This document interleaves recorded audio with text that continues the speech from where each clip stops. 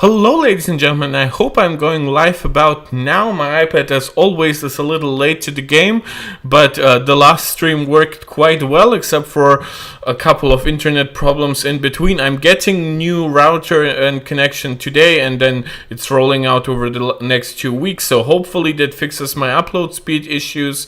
I think mostly it comes down to when my PS5 starts spontaneously updating something. Regardless, that's neither here nor there. I'm spontaneously back at a time when I have never streamed before. It's 10 a.m. because I have free day today, and I just wanted to see if we could get basically any live viewership at 10 a.m. because this is terrible for my viewers from India, Bangladesh and Pakistan, which is the majority of my viewers, and a smaller minority, which are people watching from the United States and Canada. This is basically the worst time I could have picked, so I'm still trying it out. Now, what are we talking about today? Well, I could have talked about something actually very relevant for this channel. For example, the rumors that there will be an M4 chip this year in MacBooks. Or I could have talked about Apple's continued focus on AI and things like the M4 chip. Or I could have continued yesterday's conversation about the M3 iPad Pro potentially getting an M4 chip. You know, stuff that actually sells on this channel. Well, guys, we are doing none of that. No M4 chips today. Maybe on Sunday I'll look into that. No, guys, today we are talking about the Humane AI Pin. A pointless product by a mix of executives that are part like ex-Apple executives and part execs from other companies. So it has been basically in the talk since AI became a thing. Well, since it's became as big of a thing as it is. And in a surprisingly quick turnaround, we are actually getting a shipping product, which if you had asked me last year when this was shown off, like, is it launching in 2024? I would have probably said hell no. But yeah, it is, and it's launching right now, which if you actually go to their website, which I've done zero research on the specifics of like the people there, like Humane, like what that means. I pride myself in doing a lot of research, but it's kind of like that court decision that in the United States, right, that says like it's sort of like porn. If you see it, you know it, and therefore it doesn't need that much explanation. And this is so bad that I honestly believe that it falls into this category. Hey, we have a couple of people watching. Feel free to comment if you enjoy it, like, subscribe, share. If you want to support this channel directly, you can find the Patreon link in the description of this channel. As is always the opportunity to send a super chat or a super sticker while I'm live. But of course, just watching is always appreciated. So, the Humane AI Pin. Let me get very basic before I really start ranting. Things are looking up, so you can see that their website's already a little vague. But then it gets a little bit more detailed. So it's a pitch for ambient computing for the real world. And in their introduction to the AI Pin, they say it's the first multimodal device that is wearable and easy to use. Because apparently this doesn't count as wearable and easy to use and being multimodal. Okay. Whether you're making calls, possible, sending messages, possible, seeking answers, yeah, Siri is stupid, but you can get a Google Watch, capturing moments, taking notes, or managing your digital world. Funnily enough, a lot of that functionality is kind of gimped right now. We're supposed to be getting like calendar integration. It works terribly with I don't even know how it fully connects to the smartphone. I think they're trying to go the Tesla route where they're like stunning and brave and don't need to connect to your iPhone that already has your data. Believe me, I would be fine if it could properly link up to your Android device, right? Because this itself is based on Android. It has a Qualcomm chip inside. Like, it needs to feed from the data on your phone. It's absolutely insane. What else? It manages your digital world. Well, you have like an app that manages the search queries you do here.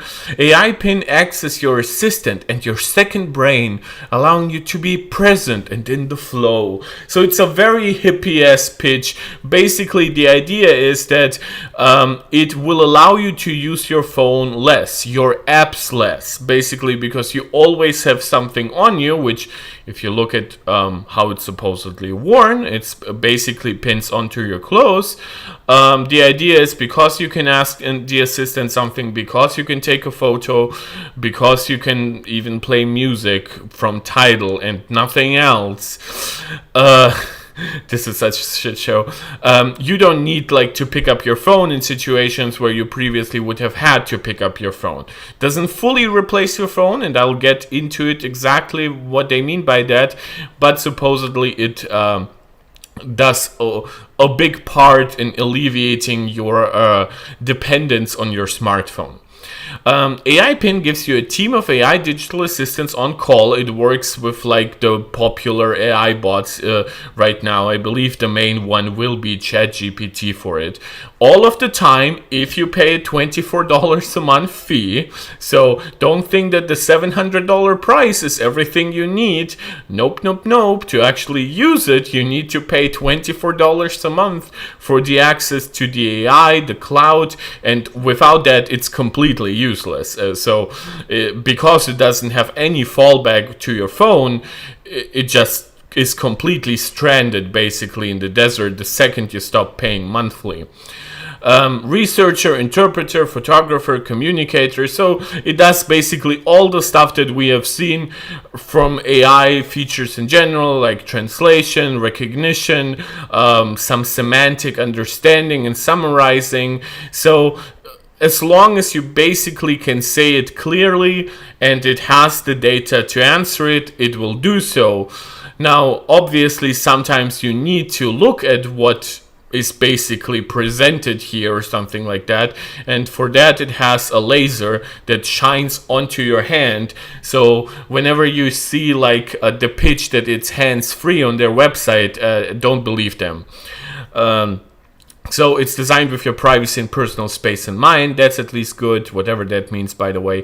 Activating only in command, right? You need to tap that touch surface, so there is like no hey blah blah blah or okay blah blah blah. I don't say that because I do have a HomePod there. Yeah, this is basically the core pitch. I think I don't need to go into that much detail. It's ironically pretty self-explanatory. If you get into more details, you'll find how like the charging works, but we'll get into that as well. But we'll be reacting to Mrwhosetheboss and if I have time to MrMobile as well. This is basically the pitch by the company, right? So why am I saying it's terrible? Well, because it is. It started everything last November when they made like the original like big pitch video. It's a 20-minute video. You can find it on Twitter. I think you can find it on YouTube probably as well. And basically, they gave you some of the things that it could do, including like what you see with the laser functionality. But in that 20-minute, I suppose, curated video that they prepared and they thought was good enough to put out, there already were major mistakes. First off, though I don't actually remember which one came first in the video, is they asked it when the next eclipse would be, which is ironic because it just happened, and where is the place to see it. Now, it did correctly say that the eclipse would be on April 8th, 2024, so it just happened. And ironically, like we just saw where it was best seen, and that was North America. Well, that's not what the Humane AI Pin said. It said it would be best seen in Exmouth, Australia, and East Timor. If I pronounced that correctly, probably not. So that was already bad. The other feature that it has is sort of like a calorie guessing game, I would call it, because it's definitely not a scientific feature in any way. Basically, the guy held up a handful of almonds and he said, how much protein is there, right? And the guess was, well, it's 15 grams of protein. But for that, he would have had to hold around 60 almonds in his hand, which he obviously did not. It was more like 12 or something like that. So this is how the device was introduced, right? And it's currently being pitched by Bethany Bongiorno, co-founder and one of the CEOs of the company. She's saying, one thing I feel like I've had to say a bunch of times that probably deserves a tweet. AI Pin is not about replacing your smartphone. Just like every new computer before it didn't replace the one before it. That's actually not true. Like yeah, if you're talking strictly about creating new form factors, but you can argue that like the smartphone, the modern one, did replace the flip phone, if you and the dumb phone to a degree, which were computers in their own right. I mean, we can go into the semantics a lot. It doesn't really matter. So your smartphone didn't replace your laptop. Well, yeah, but to many people, for example, their tablet replaced their laptop. So it's not a perfect analogy, but I can see what she's coming at, right? It created a more focused relationship with it. Smartphones are great at consumption, videos, social media, etc. AI Pin will not solve or support that. Awesome. It's $700 with a perpetual $24 per month installment plan. I'm not saying it has to do the same stuff as a smartphone, but if you have this, and if you have like wireless headphones, there's really zero reason to own one. AI Pin is about starting the path toward ambient compute, which this is like, I feel like this would be the fight of the era if it was actually relevant. Ambient compute, which would be AI surrounding us. This was like the pitch with the Amazon Echoes everywhere around us, right? You go into every room, you ask Alexa to do this or that, or Google or whatever, right?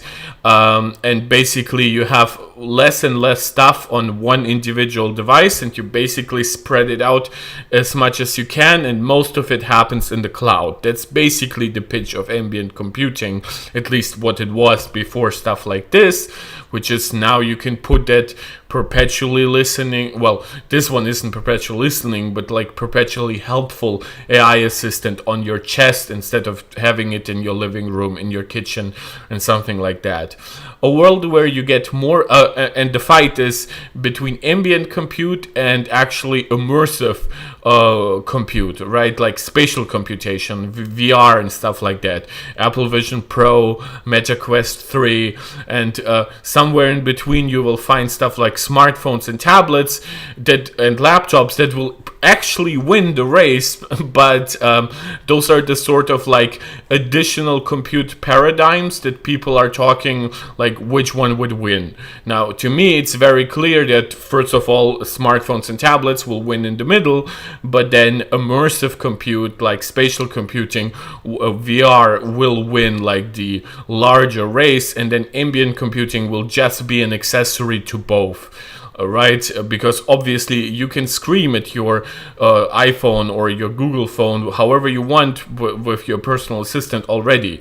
Like, it's not like you need a special device for that, but you need a special device for virtual reality. You will not strap your iPhone to your face with like those cardboard Google goggles.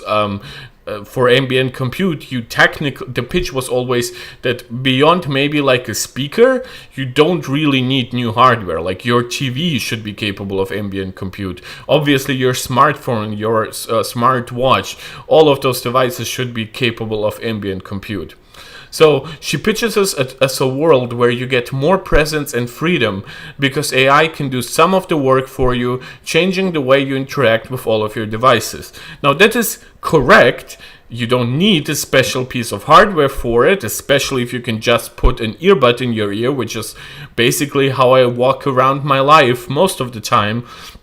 But beyond that, AI needs to be like crazy good for you to rely on it without actually looking at the screen, because at that point you really trust it to fully understood you, right? So you cannot look at it and see like how it actually understood like your search query, and it has to be pretty good in giving you like a verbal summary instead of like maybe like a sheet or some kind of like even like graph or whatever, right? Which obviously is a lot more helpful and like visually instantly understandable for you, while it's like listening to an AI babble on and babble on potentially is anything but helpful. We are at day 0, so basically already finding excuses for why this device is terrible. That is the starting point. No Gen 1 is perfect. Yeah, we are so far from perfect, honey.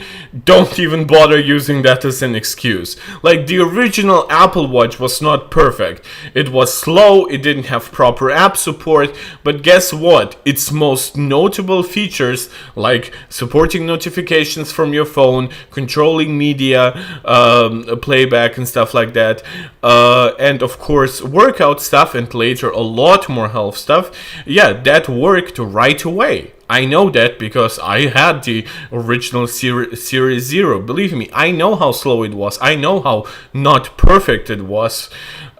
This is so not that. She's saying it is never the complete vision. That is correct as a Gen 1. However, it seems like the vision is really no vision at all. This is just a quick summary of like the reviews that are out there. So even the Wired, which is like kind of notorious for giving good reviews here, are saying too clunky, too limited. The New York Times is giving basically more of like an overview, saying that it wants to free you from your phone. And Gadget saying is that the Humane AI Pin is the solution to none of technology's problems, which is perfect. TechCrunch is saying Humane's AI Pin considers life beyond the smartphone, so basically more of a philosophical discussion. The Verge, which actually has a kind of hilarious intro to their review. I will not be reacting to their review, but I'll probably show you the beginning, saying the post-smartphone future isn't here yet. Yeah, and then basically we have some analysis on the hardware, etc. So it's not good, and it will look even worse once we get to the YouTube videos. But I'll just want to very quickly show you. Look at this and tell me what building it is. The building is the New York Stock Exchange. Yeah, so that is absolutely fair, right? I mean, it has a camera, it probably has GPS for like understanding where it is. So with those data points together, it's very likely to understand what building you have in front of you. It's obviously not groundbreaking functionality, but it's cool, especially since it's right there. And then it gets funny, which I don't know. I don't know if this is a joke, but it's honestly the funniest thing that The Verge has said or done or made in like years. Listen. It is. What company is this? The company is called Lyft. Wow. Yeah, so I don't know if it's true or if they like made it look like this or if it's actually that silly, but yeah. So you cannot really rely on AI. And to further prove my point, now that we're almost 20 minutes into the video, let me get to what I wanted to do here actually from the get-go, which is let me react to Mrwhosetheboss review of the AI Pin. I do have my trusty sheet here where I do my little summaries while we go along. So as always, please let me know if the audio and video quality is working all right for you. I did prepare that at least for today, and I'll probably not be stopping as much as I usually do. I'll probably do more laughing, but let's see how it goes. This is the Humane AI Pin. Also, by the way, shout out to Mrwhosetheboss. I criticized him in a couple of previous videos, but his production value is on point. Like, he really stepped up his game in the last year or so. And before I fully start, cheers, because it's 10:20 a.m. and I need a pick-me-up. Blowing up the internet over the last few months with the combined intelligence of sophisticated AI plus the entire internet, all being brought to you in a way that you can still be completely present in a moment and not bogged down by the hassle of working around intrusive, addictive phone applications. Yeah, by the way, like, I have a really big question to people about, like, why do you think phone applications are actually addictive, right? Like, it's not the fact that you interact for longer with them and therefore you get more addicted. It's because they actually give you functionality that you care about. Even something like taking a photo, you might be like a photo nerd, right? And you might try to align the picture perfectly. You're already a little addicted to it, spending maybe a little bit too much time on this. Social media, obviously, like, you could get like your relevant news from something like this, but let's be honest, you were addicted to the news 50 years ago if you lived back then and there were like 3 channels, but then the news started getting more aggressive, starting pitching to you, like starting to get more ideologically distinct, so that if you were a leftist or a right winger, you could find like your MSNBC or your Fox News, right? Like, we get addicted to stuff that we like. I'm sorry, guys. I'll be right back. This is my package for my internet.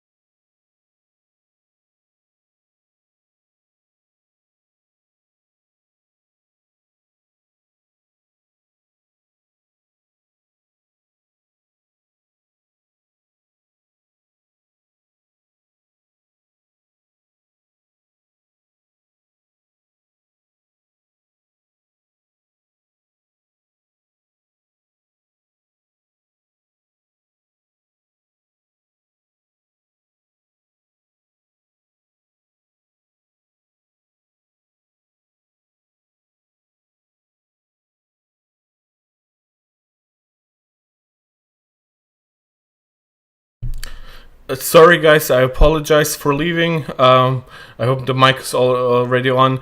Yeah, so that wasn't my package. It was just some asshole who wanted to get in, and neither me nor my neighbor knew who was it. Or so, yeah, it might be that I have to go down sometime during the stream again. Jesus Christ, you do one stream during a weird time and everything falls apart. But I don't want to cancel the stream. Let's get started. Just went hands-on with it. I spent about 4 hours using it and talking to the CEO, Imran, and I don't think I've ever wanted to love a piece of technology so much, and yet still... Yeah, I still find it like weird how positive a lot of like tech reviewers were. I think people are bored with smartphones because they have like 50 billion smartphones to test. They don't understand that this is not how regular consumers feel whatsoever. And my point about this basically is they are constantly rooting for some kind of underdog.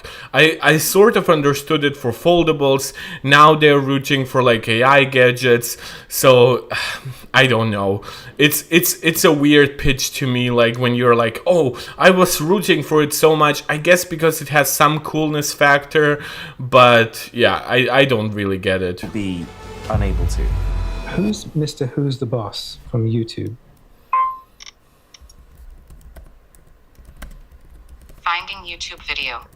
Arun Maini, also known as Mrwhosetheboss, is a popular YouTuber with a focus on technology, Want to fix making that? him 28 years old. Yeah, but So here's how it works. But this is like part of the problem, right? It cannot really pronounce stuff that is a little weird because that's how tech works in general, right? We have a lot of semantic understanding when we read something, when we see something, on what that thing actually is.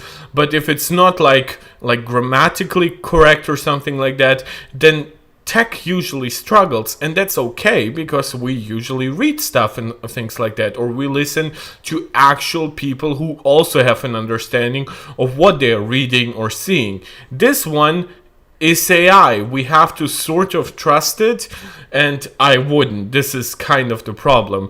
Now, there isn't that much that I will probably write down because it's all just a little sad, but yeah, so the reviews are basically across the board negative.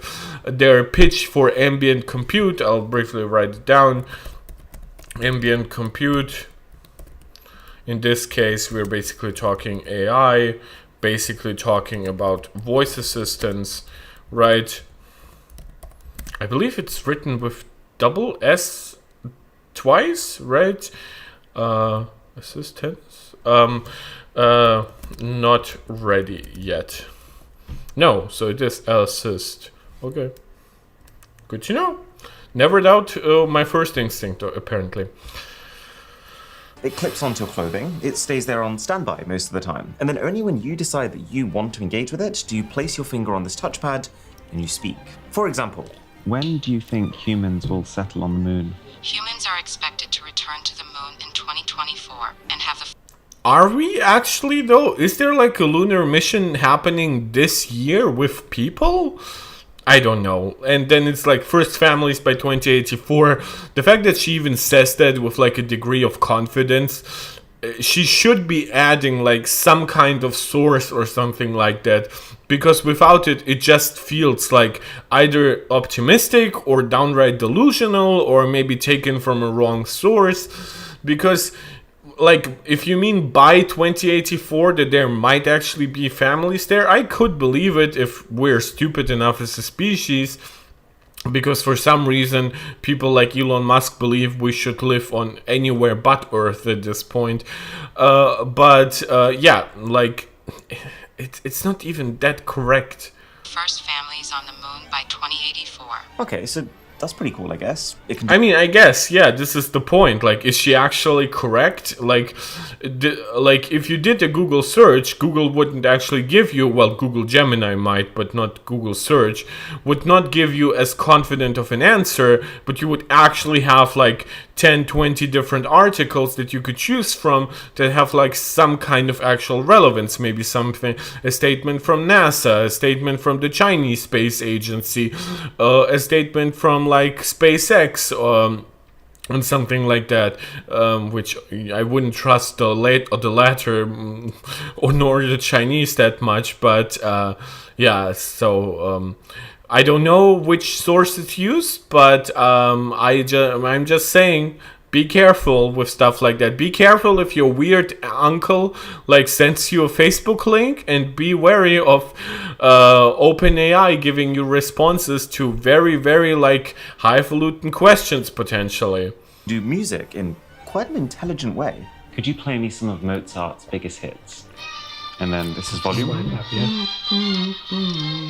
But those are still basic requests. The benefit of this being an AI-powered assistant is that you can also do things like, Look at this food and tell me what it is. It's a white cardboard box with a clear plastic lid. Is the lid actually plastic though? Like, is it not carton? I don't know. I haven't had chicken McNuggets in a 20 box in a while. The box contains fried chicken nuggets. Okay. Do you want to see the coolest party trick of the century, though? Well, bring your hand in front, the baked-in camera will see that hand, and a laser projector housed inside the pin will fire up. I mean, you could put like a Vision Pro in somebody's head.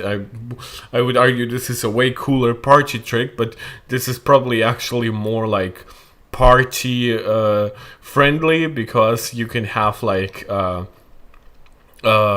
you can actually like wear it during a party and then like quickly show that off, while Vision Pro is a little more cumbersome. Out your display onto it. So this is my home menu. The way the controls work, it's rotate your hands to select something. I don't know if he holds his hand that like you know, like horizontal, basically because he wants like it to look good for video, because it looks like mighty awkward and like super duper stiff. But yeah, it looks uncomfortable. The laser is okay. It's not terrible. It's like good at night. It's medium in like okay lighting scenarios. And it's then terrible at under sunlight.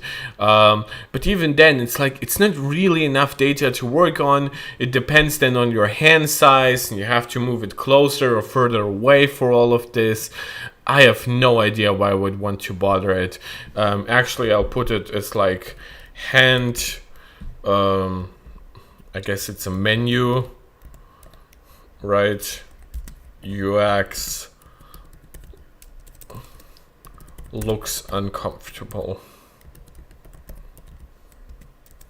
Like, and that's to say the least. Like, I think it looks downright terrible in terms of like versus like a smartwatch. Like, even turning this around is often uncomfortable enough for me to prefer to use a smartphone.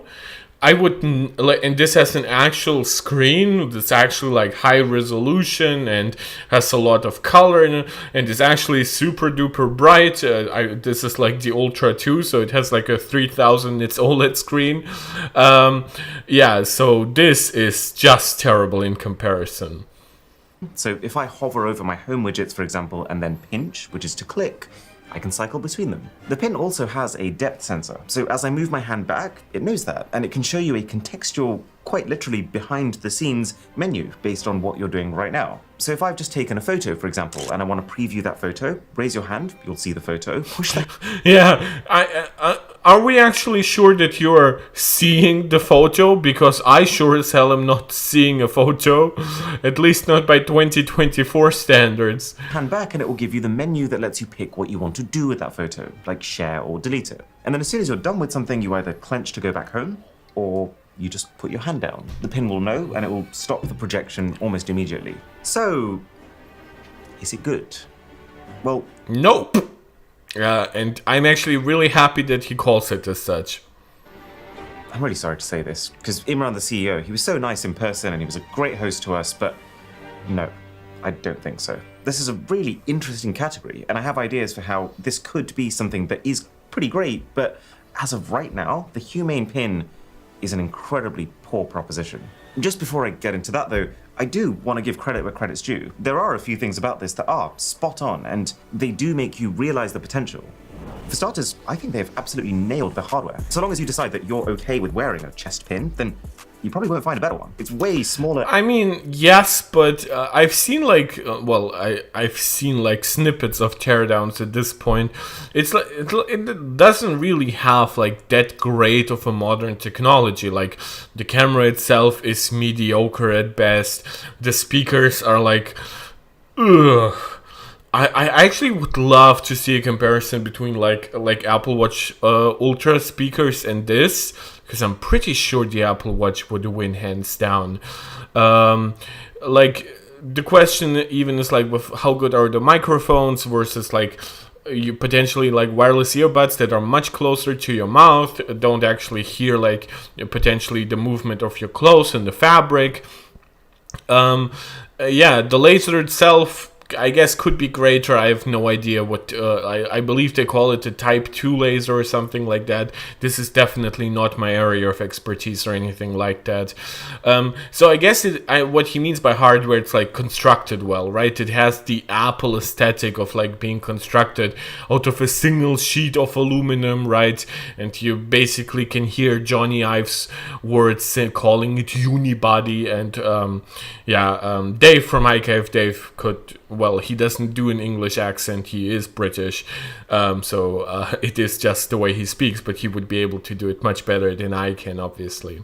And lighter than I was expecting, and it's got 3 different kinds of backings, which go... And the funny part is those backings, including like battery stuff, apparently you really need all of them to just get through a day. So if you ever thought that like your iPhone didn't have enough battery life, or maybe your smartwatch, you wanted it to have like really 3 or 4 days of battery life, and it only gets you like really 1 full day, and maybe even 2, maybe the Ultra can get you 3, but like 4 is really out of the question once you start working out.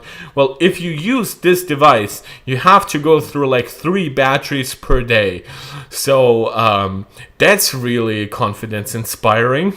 on the inside of your clothing and magnetically attach. One is a super lightweight latch for delicate clothing, so it doesn't tug much. One is the standard battery booster, which is a bit thicker and also wirelessly charges the Humane Pin's internal battery. And then you have the most bulky, which is the clip that can manually fasten around your clothing. And I've got to say, my entire first impressions with this thing... I also, like, without getting vulgar, like, look, I know that obviously, like, for men, yeah, it's like pretty easy to attach shit, but like, well, I guess men are also like conscious of fashion, so I don't want to put it even past that. This isn't really a question of gender or sex in any way, but like with women, obviously you also potentially have like a chest, right? And then the question is like, do I want to accessorize myself with this? Like, right? It's a much more difficult issue. Like, I feel like tech bros don't fully understand the question of aesthetics. This is why when the original Apple Watch came out, it was so cool to see it like being made in gold and like being worn by stars and stuff like that. Not because I care what stars do, but because I knew that it would take away the fears of like your normal mass audience when it comes to wearing this stuff, right? Because a lot of people, if you ask them before like the Apple Watch, and that's unfair, we had stuff from Motorola and Samsung, but usually if you ask people like, what do you think of like a technology watch, they would think of like the Casio like calculator watch. It's the very definition of uncool and nerdy. So I know this looks kind of sleek. It's like an aluminum unibody enclosure and all the good stuff, but I don't know, it just feels like, because it's so centrally presented, it just feels infinitely more intrusive than a smartwatch. Before I turn the thing on, were great. The construction feels top-notch, with every pin being carved out of a solid block of aluminium, and the charging case has a really sturdy hinge with no sign of flexing. Yeah, I actually like the design of the charging case. It reminds me of the Google Buds charger. It looks pretty. It doesn't have any big garish logos. It's quite... Yeah, I mean... The problem is, for example, would I believe that Apple would design it this way? I absolutely do. I don't think there's actually anything like objectively bad about this design. The problem is that it's this device, right? That you're putting it on your chest and something like that, which, like, would you do it, right? Even if it looks good, that's my question. Just adding it, in my opinion, kind of like detracts. It's not like your standard accessory in any way. While a watch would be basically like a tech watch, a smartwatch would be a replacement for your for just a regular watch, and as long as it looks good, it's acceptable. This is not a replacement for anything, unless we're talking about the literal like Star Trek badge that does AI stuff for you in communications, but most of us don't walk around with Star Trek badges, at least not when it comes to like regular life. Like, you can wear a Star Trek badge for like sex role plays, I guess, but not for regular life. Quite sleek and futuristic, and this trust light that indicates what it's doing at any moment for you. And That's also, good. That's good. I like. You can feel some of the stuff that like it was designed by like ex-Apple people. That it has a little bit focus on privacy. Theanjai, long time no see. I guess streaming at a weird time for me kind of worked for you. You're saying it looks like a high-tech pacemaker, right, for the heart? Yeah. Well, yeah, and it's kind of external, and which like maybe you don't know it, but they're like more high-end, like insulin dispensers that are basically like permanently attached to somewhere on your body, usually like the arm or something like that. Even in my med school, though, I haven't seen that much of it over time. And it basically can feel a little bit like this, but that people hide it visually, right? And it's smaller, so it's just so weird. Theanchai, long time no. Oh, and the monkey's cute. I guess for other people around you is super seamlessly integrated. The magnets are really strong. I even tried running around with it. I mean, yeah, it does flop around a bit if you're wearing a loose t-shirt, but I was not at all worried that it was going to fall. And here's the... I mean, yeah, and tech falling out is kind of like a notorious issue. For example, when AirPods came out, that was a big part of the discussion, right? Like, would we have, would they fall out? And then Apple redesigned them and made AirPods Pro, and now they basically don't fall out. Hell, even EarPods, like, don't really fall out if you know, like, what kind of ears you have. So, yeah, I mean, it's a compliment, I guess, but if it did actually fall, even sometimes, I would say they are completely, like, lost. Like, this is not the kind of device that can afford to, like, be dropped, basically, from your clothes. It would feel weird, it would be awkward, it would potentially cost you hundreds of dollars, so, yeah. Small compliment, but I guess that's a compliment it deserves. Final touch that I do think is quite smart. The base of the pin is one continuous touchpad. So yeah, you don't have a I said I wouldn't pause it that much, but we're 42 minutes in and 4 minutes into the video. But granted, I spoke 20 minutes about like Humane in general. This reminds me of the older Siri remote touchpad, and I really liked it. I don't actually know if it actually clicks or if it does like haptic stuff, but yeah, it seems to work well. Smartphone screen, you do have some of that physical touch experience that you've built up all that muscle memory for. So you can use this, for example, to swipe up and increase your volume, or double tap to take a photo, or hold down with 2 fingers to enter interpreter mode, which I'll get to in a bit. But the best part of it is it means there are no wake words. By the way, I've sped this up a little because otherwise we'll not get through it. And there were moments and he speaks nice and slow, so a speed up is not that harmful. And it told me it's a Japanese maple. And there was something incredibly uniquely satisfying about gaining that insight without needing to be interrupted from the moment with my phone. It felt like a cheat code. Because, let's face it, as soon as your phone gets involved, that becomes your attention. Anytime you take a photo on your phone, you're entirely focused on getting the framing just right. Anytime you want to look something up, you're actually looking down. But I also say that, and I said it in the beginning of the video when I talked about like being addicted or dependent on technology. In my opinion, it's good to sometimes actually pay attention. Even while you're doom scrolling on like social media, you can potentially, like, for example, I spent a lot of time on Twitter, but I don't really like, well, I do engage in some Israel-Palestine talk, which is highly, highly toxic surrounding me. I'm not toxic, but you do what you can. But for example, I found some guys that I would consider even like friends, even to a degree. Yes, online friends, but still. And we talk about tech, Apple, games, movies, and yeah. So I think that if you actually pay attention to something, including when he says like, well, you're framing the shot, well, you can learn something while you're framing a shot. Maybe you'll find something more interesting, slightly to the side. Well, just saying take a pic to something that is on your chest, Jamie Ibrahim, welcome back. Well, again, one of our best supporters here. I feel like the design looks more like something Samsung would make. The problem is it's so simple, right? Am I saying that it looks like a Johnny Ive designed product? No. Am I saying it could be, especially as like a first gen product? Then yes. But in general, I just don't think. I think guys probably know it, right? That 1,000 no for every yes video from Apple from a WWDC presentation a while ago. One of the very few videos that they've actually reused in another presentation.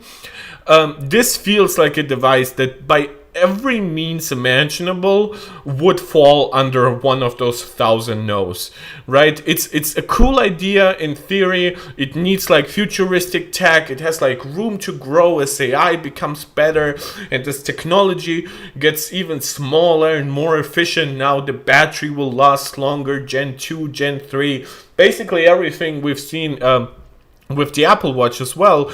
The problem is that the base proposition, like obviously your wireless earbuds, you listen to music, that's or you take a phone call and you don't need to bother with wires and you don't need to put your phone on your ear. Sold.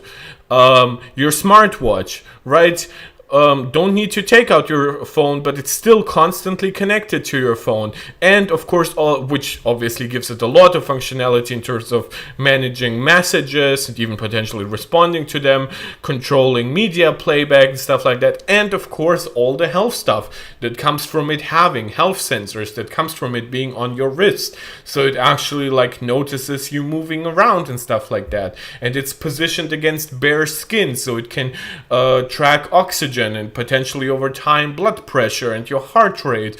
So you have like very distinct functionality that makes every product in like Apple's portfolio a good alternative or a good addition to a smartphone. This could be a good addition, but the pricing is completely out of whack, both the upfront cost and the long-term cost. And the way what it adds is not just bad for the money, but I would add that AI is so inconsistent that its base functionality, right? When I say, for example, the Apple Watch Series 0 was slow, right? Like really insultingly slow in some ways, right? But it got the other, like its actual base functionality right. This one is slow and it gets its base functionality wrong to a very like unpredictable degree sometimes. And while with Siri, yes, Siri will very often tell you like, I'm sorry, I cannot help you with that. Like, at least Siri has some humility. This one does not. And when we'll actually get to MrMobile's video, there you will see how it gives, like, where it basically hallucinates and it gives you responses that sound like it knows something, but those responses are somehow like geographically incorrect, or they're like half an hour off from the actual time that the website tells you. And it's so bizarre how it gets something wrong that is like objectively written down on a website, which would be basically impossible for a human unless you literally like looked wrong, like maybe at the wrong like part of a graph or a table, a timetable. That should be theoretically impossible, but with how hallucinations seem to be expanding and expanding for AI these days, as AI also keeps learning from itself, right? AI is not anymore just training on ground truth information from the web. Not that the web is really that good of an information source, but now AI is learning from itself. It's partially learning from its own mistakes, but not in the way that it's the good kind where it's saying, oh, that previous one was a mistake, now I'm fixing it. It's now looking at ways where it interpreted something wrongly and is now relearning the wrong stuff. It's quite baffling how anyone wants to package a hardware product for $700 around AI as it currently stands. It's to me, it's on one level with like the monkey NFTs, with how like completely out of whack with technological reality and actual value proposition it is. At your hand instead of experiencing. Or another example was the one time that we used the interpreter translation feature and it actually worked well. Namaste Imran, aapki milke bahut khushi hui. Hello, Imran. It is a meet you. The point is, I see it. I see He the has a nice voice. I always like test that when people like speak another language, because I for myself know that I sound very differently when I speak English to when I speak German to when I speak Russian. He has like to when I speak a little bit of Arabic. Yeah, that's very different here. Like what I'm saying, he sounds nice in both English and Hindi. I see small twinges of something magical, but when you actually boil it down to the practicality of using this and wearing this every single day, I can't see a single angle from which it makes sense. I mean, the first thing is the price. This is a $700 gadget, and $700 as a one-off is maybe just about digestible, and you do get everything you need to use it. They also throw in 2 of the battery boosters in the box, which between them is enough battery for a full day of use. But here's the problem. Very little of the AI processing is being done on the device, so it needs an internet connection. And so We don't, like, I don't know, have they even disclosed, like, how much is actually happening on device? Because everything that I'm seeing just sounds like it's just basically asking, like, ChatGPT online. It does not do, like, does it maybe process what you are saying locally? I don't know. Which obviously, like, for example, Siri does recognize your voice offline, but then for most queries, it has to consult the web.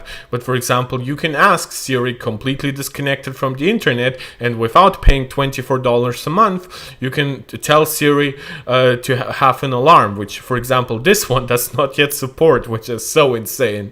It needs an internet connection. It's not just that it basically does nothing when you're out in the middle of nowhere. By the way, guys, can you let me know if like audio and video is working all right for you? You know by now how paranoid I am about all this stuff. And to anyone who is watching now an almost 1-hour video, if you enjoy my content, please like, subscribe, share, comment, and if you feel like supporting this channel really directly, you can find my Patreon link in the description or of this channel, or while I'm live, you can send me a super chat or a super sticker. But also, it needs its own entirely separate data plan. So it's a $700 pin plus a $24 a month subscription on top of that, plus taxes and fees. The $24 price is really what gets me. It's not just that it's a high price, but it's not like I feel like they probably wanted it to be $25, but like $25 crosses like a philosophical threshold where a lot of people will say, well, $25, that's $1/4 of $100, right? And they just try to go under it with $24. While as if you look at $20, that this is sort of where they are, like between $20 and $24, and I think that somebody in the room was like screaming, make it $19 or $14, and they were like, well, now it's completely unsustainable because of how much it costs for us to access the AI and stuff like that. It's just sad. Jamie, you're saying audio and video is good for you. Thank you so much. And yeah, that $24 does also include unlimited AI requests on top of that data, but $24 a month is, I mean, that's 2 times what I'm paying for my phone contract. If you want to go abroad and carry on using the PIN, which... You're paying $12 for your smartphone contract? He probably has like some kind of like super good deal because he's famous. I'm not jealous. A big part of its appeal because of this whole translation feature. There's an extra fee on top of that. And the worst part of it, because I specifically asked about this, the minute that you stop paying that monthly fee, the device stops functioning. So let's say that I use this for 2 years, where I paid $700 for the device, $600 for the subscription, $200 in extra taxes, another $100 for roaming fees, and just to finish it all off, another $100 for the clip and the latch, as they don't come with it. Even after $1,700 of investment into this product, as soon as I stop paying my subscription, because, I mean, would you plan to pay it for the rest of your life? Probably not. But at that point, Humane is basically saying that your PIN becomes a paperweight. So, fine, it's very expensive, but if its capability matches that, then maybe it's justifiable. Well, yeah, and this is why I'm always saying, like, technically any price is kind of justifiable. Like, somebody could sell you, like, for $1,000 something that only costs them $1 to produce, and while, yeah, it sounds kind of wacky, it could still be legitimately worth it, depending on your own needs. Obviously, it can be exploitative, like, if it becomes about food or especially water, but if it comes to like non-necessities, if you find something cool, Yeah, I mean the literal like definition of that is like pennies and dollars, right? If you find a famous coin, that coin is literally like $1 at the store, but it's could be thousands of dollars to a collector. I mean, yeah, that's a specific example, but it could work to a degree on like consumer hardware. Saying to me is that the pin has the ability to run not just one, but many of the top current AI models. So, like GPT-4, for example, which is a very powerful AI that does use GPT-4 is also like the question though, like which GPT-4 are they actually using? Because GPT-4, by all standards that I've read about, right now is actually pretty mediocre. It's GPT-4 Turbo, which is basically GPT 4.5, sort of, not really.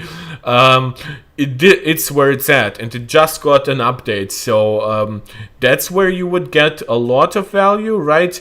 But it's really questionable, right? I don't think like GPT-4 Turbo is expensive. I don't think they could include it in like the $24 expansion. usually require its own paid subscription for you to use. It has that on the go all the time, which ChatGPT, yeah, they're not saying anything about Turbo. is definitely not to be sniffed at. So one of the things that he was saying he used it for is when he's driving. His phone will be in his pocket, his focus will be on the road, but he has access to the entire internet of knowledge. So he'll just decide, I want to learn something about sleep habits today, for example. And this pin can bring that knowledge in, summarize it, and speak. Oh, God, I've heard about that idea that basically like if you're doing something and you want to do something else at the same time, in this case driving is kind of the best example,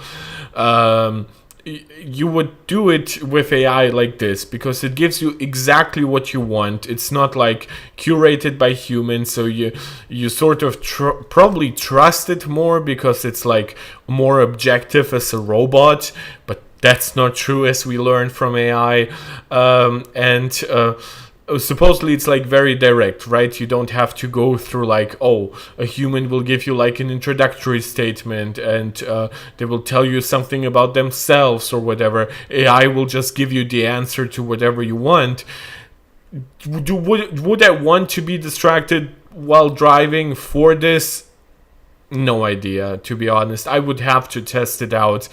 And at that point, there's still the question of like, would I still not rather just subscribe to like ChatGPT Turbo or like the more premium version of Google Gemini and just use it from my phone?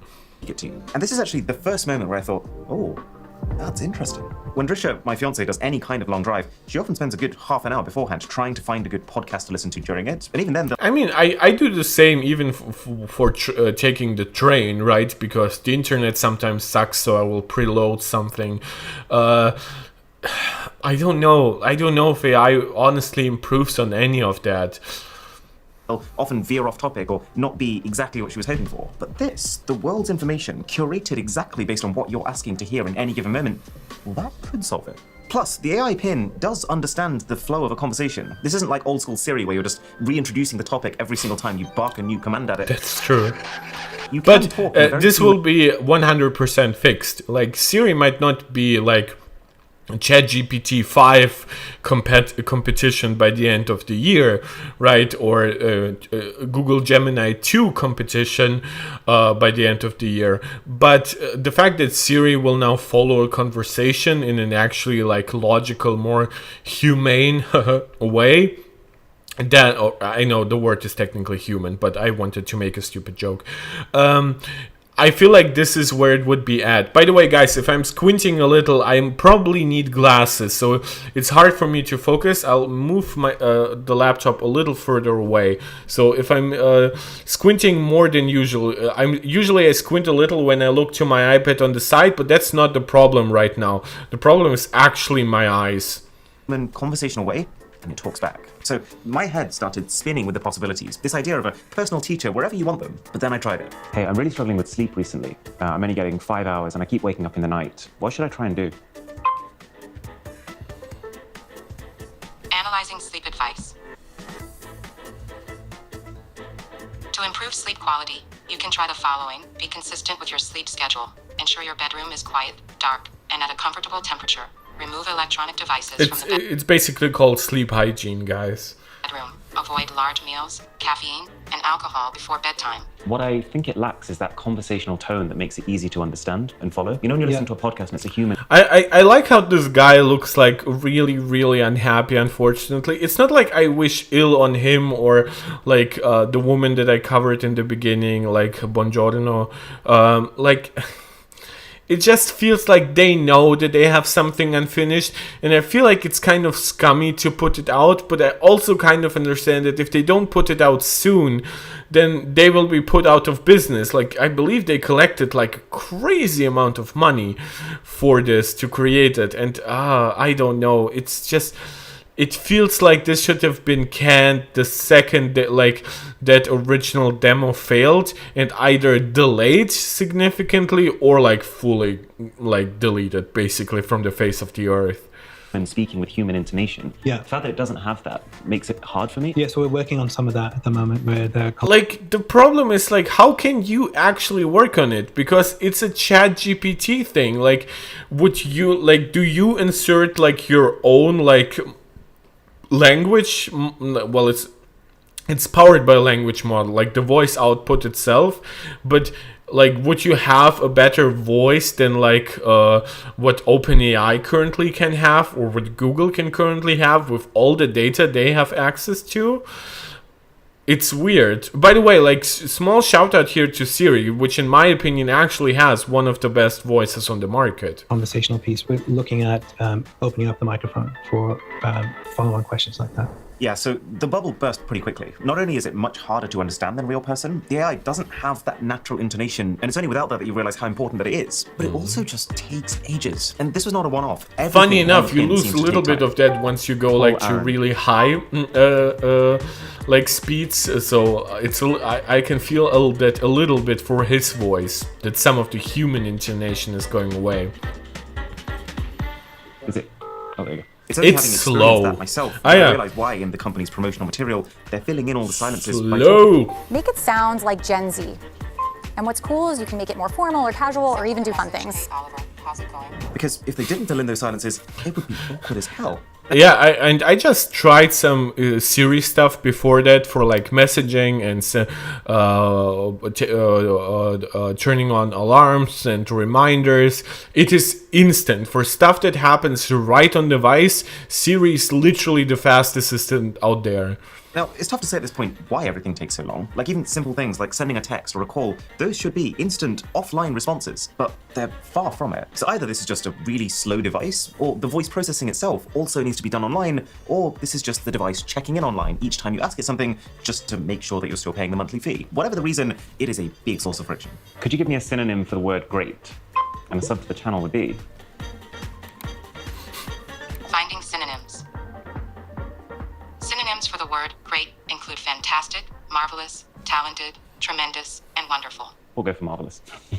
If human intonation and speed were the only issues though, I'd be pretty happy to give AI Pin the benefit of the doubt, because longer term, those are fixable things. But I think the real problem with this product, it runs much deeper than that. For starters, it hallucinates, which has become this term to describe how AI can present false information. Yeah, as if it's a fact. I won't So, for even example, pause the through advertised this, businesses right? with all the I've food said companies, it they'll tell already, you what's in it, basically in like how much preparation, sugar or how many because grams it of has protein. But all see, the when I asked it problems how many with chicken nuggets there are in a like 20 chicken nugget share ChatGPT box, and it whatever said, right without a now. hint of caution. It's an imperfect vessel for an even less perfect technology right now, and I feel like this is where issues compound on top of each other, where if you have like a visual interface, you can maybe fix some of the inherent issues with AI. You can ask it for more data on the screen, basically. You can correct something that maybe it misunderstood from what you said or typed. With this, it all sort of falls to the wayside. And yeah, he points out the same issues. And the idea, in theory, of, let's say, basically, like, and for the pin to be able basically the problem here is not just that it hallucinates. I feel like it just makes shit up when it comes to question like how many calories are in something. I believe that was like even a sketch on like the Silicon Valley, like the HBO show. Like it feels like it just tries to give you data, and it never has the humility to say, "Look, guy, you put your hand in front of me. I have no idea how many almonds you have. I have no idea if the almonds might be like I have probably no realistic measure of your hand, right? So even if you have like 15 almonds, I don't know if they might be like double-sized almonds for some reason, right? And the same goes for like the chicken McNuggets. It's like, oh, the box has 5, but I see 14, but it's a box for 20. So basically everything it said was wrong, right? It's like the Star Wars quote from Luke in The Last Jedi, which is a movie I don't like to quote, but it's a good quote, when like Kylo Ren confronts him, and he then talks about like something about the Force or something, and Luke responds, "Amazing, every single word of what you said was wrong." And that's how I sometimes feel about AI, because it gets so confident, it just piles on its original mistakes, and it gets worse and worse as we not just tell you what progress. it is, but also save that answer to your notes is appealing. But when you actually try and do that, you realize what the limitations of this form factor are. Like, you can't see exactly what it's seeing. So I asked this exact question to it about the chair, and it gave me a recommendation. But then I later realized that the recommendation it gave me was a different chair in the room. And that's because when it gives you an answer, you have no way of affirming that it's the correct answer. Unlike when you do the same thing using Google Lens on your phone, where you can make sure that you're capturing the right chair, and then you can physically check that it has identified correctly. One thing that Imran talked about was the incoming ability to buy things using this. But given that there's no real screen here, would you want to buy things on this? Like, what if I meant to order 2 of something, but the AI pin mishears me and takes that as 20? What if it misunderstands the size or the color of what you're wanting and actually orders an alternative variant? There is so much that could go wrong that you'd really want to see an entire purchase page with all the info, and you can only do that on your phone. But then also, you have to talk to it. Because there is no physical screen to type on, your key input method has to default to speech. And there are a lot of times I can think of where I would not want to do that. Like, what if you're in an art gallery or a library, or more commonly for people, a meeting? What if you're texting with your partner and you don't want to broadcast? I mean, those are very basic questions that we've been asking about voice assistants, even in something like headphones, right? Same problem in a loud like a concert. this or a is busy why train. I can turn tell you off for a like, fact that in hey, the London Underground, S this will not assistant be able to hear me clearly unless I shout. So now my it's just starting headphones, to become because a why should they big drain problem. The battery fact life that for it will something cost you that they just as much as the basically top-end never flagship use? smartphone wasn't enough. Can you see this growing number of further hoops that you still have to jump through? Like having a permanent required internet connection, the sheer time lag between when you ask it to do something and it actually doing that thing, that full 5 to 10 second period where you're unsure whether it's thinking or it's failed, the answer to which is a pretty even 50-50 split, and then the further restriction that comes from there being many different environments in which you either can't or you won't it's want slow. to use it. And that The is not voice even talking assistants about are not what I think ready is the yet. biggest limiting factor, the app situation. And It's pretty yeah, clear that one of the oh key yeah. pitches of this AI pin is the ability to lead this appless lifestyle, to not be a slave to all these apps that are fighting for your attention, and to kind of bring all of these separate, previously siloed functionalities into one seamless experience. And I really do want to say, I respect the vision. I love the idea of being completely connected, whilst also not needing to bend over so that Meta can track my behaviors and target ads at me accordingly. So, salute for trying. But We'll given how get to entrenched that in we like already are the in these MrMobile applications, video, I think that a this lot vision of only works if this really device basic can still, on features some are level, also still missing. Not just communicate your with those apps. Like, if I WhatsApps can or say your to it, hey, send a Telegrams, WhatsApp message that says but this, just or stuff post that a you tweet that would says this. expect even Well, in you a can't do that. When you basic message someone, first-gen it's not a device WhatsApp, like it's not this an iMessage, in it's just a version straight SMS message. 1.0. When you take a photo, you know I was saying that when you move your hand back, it gives you this option to share that photo. Yeah, well, since there's no Apple AirDrop and there's no Android Quick Share, the only way to actually share it is to SMS that person a link to be able to download it. Like, imagine after a party, you know, people say, oh, can you send us the photos you took? And then you actually send them an SMS link for them to be able to download those photos, one photo at a time at the Humane Web Center. They're going to think of some sort of time. Or you create more work for yourself by first going yourself to the website, downloading it into your phone, and then sending it from your phone. Traveler. And not in a good way. Oh yeah, so the Humane Web Center. This is where all the stuff on your AI pin gets backed up to every time that it's docked and it's on Wi-Fi. And in a way, this is kind of cool. The company's saying that you get unlimited storage as part of your subscription cost, and this web center is one place where all of your photos, your videos, your notes, all the requests that you've asked it for, it all comes together. But does that also defeat the entire purpose? Like, okay, if the goal of the pin is for you to rely less on apps, but at the same time they're telling you that it's not designed to replace your phone, then you're still going to be using all your phone apps. Yeah, now you have another app to manage, whether it's on your phone or your laptop or whatever. You have a whole extra suite of Humane apps that your stuff is further scattered across. If this pin came out before the first smartphone, then who knows, maybe it could have set the precedent for a new type of computer with a new way of working. But we are in a world now that is built around the smartphone. And given that, I do not see a world where a smart device that doesn't actually This is why the tablet was built on top of the smartphone, because it could use the apps already built for smartphones. Apple, by themselves, did not have the hubris that they could create a device that would be as successful as the iPhone and or require like a new paradigm next to the iPhone. Instead, it created devices that very nicely coexisted with the iPhone. Not just because it was good for its business model, but also because it was good for the customer who had actually gotten used to smartphones. From the developer end, because there's very little incentive to create apps for a platform in which you cannot easily advertise and you cannot easily convert people to your other services, but also for the user. I mean, think about the apps you use. How many of them would actually be useful if you didn't have a screen? Like, you wouldn't want shopping apps. You'd miss so much of the context of what you're looking at. Like when you're on Amazon, for example, you need to see how many reviews there are. You need to see I've said that, I don't know if I actually stand by it, because it's very positive towards this device. I've said that this device sounds like a really good accessibility accessory, right? Like for blind people, or at least legally blind people.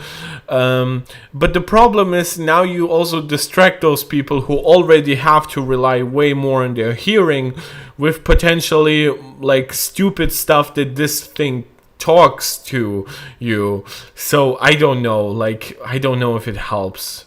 Reviews say, maybe scan a few of them. You want to be able to see the options for delivery date, and importantly, if you're being charged to get it faster. By losing almost your entire sense of sight, you lose 90% of the information that you require to do useful things. And sure, you can ask the pin to dictate the entire web page, but that would be exhausting and so much slower. The company's currently working on Google Calendar integration, so you'll be able to ask your pin who's in my next meeting. Yeah, so and when people say like, oh, we had to launch it now to make it successful, or in any way successful, I sort of understand that. But if you don't even have like basic calendar integration, it kind of sounds like you rushed it by at least 3 months, more likely 6 months, and probably by a year or so, given the state of AI in general. Start, how long does it go on for? But if you actually want a clear, instant picture of not just your next meeting, but your entire day, the app on your phone can give you everything together in seconds. The same is true for all your social media apps, it's true for any kind of banking, it's true for any form of visual media, and the list goes on. And just to clarify, yes, you do have a display of sorts here, this whole laser thing, but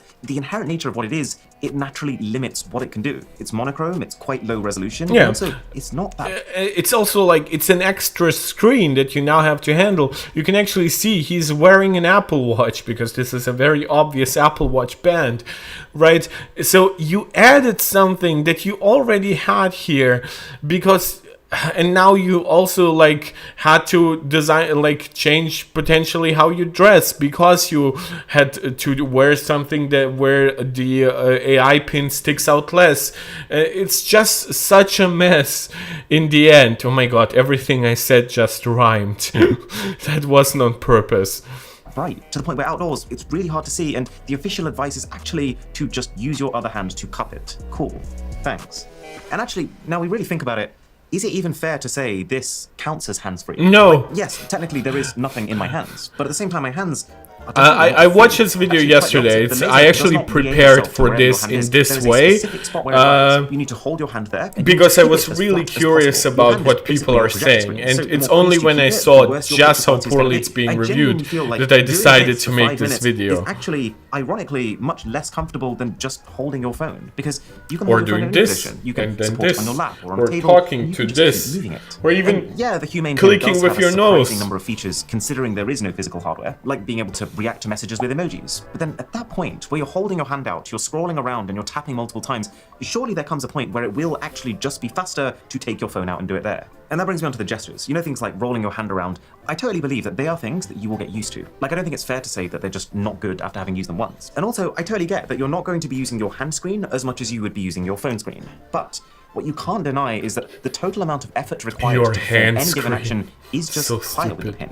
Like, if you think about what it takes to hover over something with your phone, it's this. If you think about what it takes to hover over something on the Humane pin, it's this. If you think about what it takes to click something, it's that. If you think about what it takes to click something over here, it's that. If you think about what it takes to go home, on swipe. If you think about what it takes to go home, it's a fold. So every time now, you why do I click, keep you comparing also it to like the phone cover anyways? We've already up established a that lot it's of designed what to be you're a separate seeing. device. Wow. It isn't replacing your phone. Well, because I don't think I've ever seen more overlap in capability between two separate categories of computer. Because look, this is an Android phone. The Humane AI Pin, at its very core, is also running Android. This phone has a Qualcomm chipset on the inside. The Humane Pin also has a Qualcomm chip on the inside. They didn't exactly say which, but based on the size of this thing and the tiny batteries, I'd say it's very likely to not be close to the power of your phone's chip. Yeah, This it is doesn't trying to be your need camera, the but Snapdragon your phone 8 Gen already 3. has a camera, which doesn't have the limitations of what the this pin. device needs is like an Apple kind of approach. If you want for it to succeed in any kind of way, you would need like a specially built processor that does like on-device like voice recognition and stuff like that. And then has like really like basic like modem functionality, which obviously, yeah, this chip does it, but it's like not tailor-made for it because that's not how Qualcomm rolls. Yeah, so if you wanted to have like any even of the appeal of like, I'm pointing at this as if they're AirPods, but I don't use AirPods while streaming. So if you wanted some of the appeal of AirPods or even like a smartwatch, you would probably need a dedicated processor. Like only having one angle, being limited to 13 megapixel, and only being able to take 15-second 1080p videos. And then to top the whole thing off, all the features, every single thing that the Humane AI Pin can currently do, and everything that it will ever be able to do. All the translation features, all the AI features, and the ability to ask it questions and it remember stuff, all the vision things, like how they demoed that you can put a Walkman in front of it and ask it what year it was made. You can put a shoe in front of it and ask it who designed it. Your smartphone can also do all of it. Because fundamentally... And better, because it probably has better cameras, because it knows a lot more about you and stuff like that. It's just such an incomprehensible like comparison where the smartphone wins by any metric. The Humane Pin is just phone hardware with a fancy new way to interact with it to try and counter the fact that there is no physical display. The one and the only advantage of it, what you're essentially paying that additional $700 plus monthly subscription and having to juggle battery boosters and keep yet another device charged up for, is that your Humane AI Pin sits on your chest. Your phone does not. It's just the fact that it's there. Now here's how it would make a lot more sense to me. You're already paying every month for a data plan on your phone, right? You've already paid a big chunk of upfront cash for the massive processing power on your phone. So surely a much more useful pin would be a pin that, instead of duplicating all of that but just doing it worse, can connect to your phone and use what you already have. I mean, that's exactly how smartwatches already work. And it would mean the pin would be way cheaper, its subscription costs would be minimal because you'd only need to pay for the AI side of things and not the data again, and all your stuff is in one place. Like when you take a photo on your pin, you can rest easy knowing that it'll appear in your phone album and it'll sync with your iCloud or whatever. And it could actually be more capable because it would be able to take advantage of the greater power and the apps that most likely any flagship phone released in the last 2 to 3 years. Yeah, if it was like a Now, relay I wouldn't to go as far as to say information that from this your type of product will smartphone have no and use it for was anyone like ever, $200 I'm quite happy to try using and it in the long it term to see what had changes my no mind. need But for this like is a just me data out there contract because telling it was you constantly that I'm not connected fruitful. to your Unless, of phone. course, Google comes in and acquires the company and then Infinitely more integrates it chance. properly. And yeah, this is why he's suggesting that basically if Google acquired this, or I assume Apple could as well, but they won't, that this could like fix it, because this will lead to like a simpler, cheaper accessory designed to connect to your smartphone. And Android, that might be interesting. Yeah, so there isn't that much else to add. I paused enough and I explained enough, so this is why I would just like to go through MrMobile's video here, because he was really on board with this device, and I mean, he still will cover it, but yeah, like his disillusionment with this device, and probably won't need to write that much more. He's just giving like terrible examples where the AI fails, where the actual hardware is also disappointing, by the way, which MrMobile, from his more limited exposure to this device, probably doesn't know. Yeah, it gets quite hilarious, and like the Verge example in the beginning where it like tells you right is lift, we'll get some similar stuff here. Work at the company that built it. I don't think there's anyone rooting as hard for this device as I am. My love for technology stems directly from the fantastical future tech of Star Trek, which promised that one day we'd live in a world with flip-top communicators that lived in our pockets, eventually superseded by badges that we wore on our clothes, which would evolve into fully fledged mobile Nope, Star Trek Discovery is not canon to me. computers with on-demand screens that floated in front of us. The Humane AI Pin is a Star Trek Tri-Com badge for 2024. A mobile phone. I wonder if it would actually work after this. This is kind of my question. Phone designed to save us from our phones. A wearable computer meant to keep us in touch without putting a screen between us and the world. It's a bold idea, built on a concept that makes a ton of sense. But it's also arriving just as skepticism toward AI is building. Tolerance for subscription-based gadgets is dropping. And more important than either of these, it just doesn't do enough yet. Yeah, I almost feel like it's obviously more usable while you're outside, but it kind of feels like a decent gadget for the pandemic times, where less people on the street, so whenever you actually go out, you might feel more comfortable talking to it. You are bored, so you really want to try something new and different.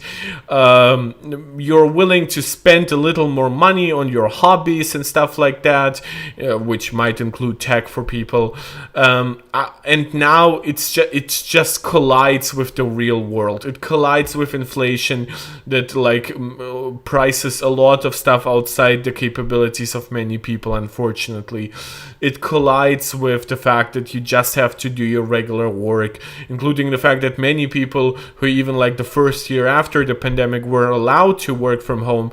A lot of people are now forced to return to the office because a lot of companies have decided that that gives them more productivity. You can argue with that philosophically or not, but that's how a lot of companies feel. And I feel like this could have worked during the pandemic, but now it simply does not. The strongest case the AI Pin makes for itself is in its hardware.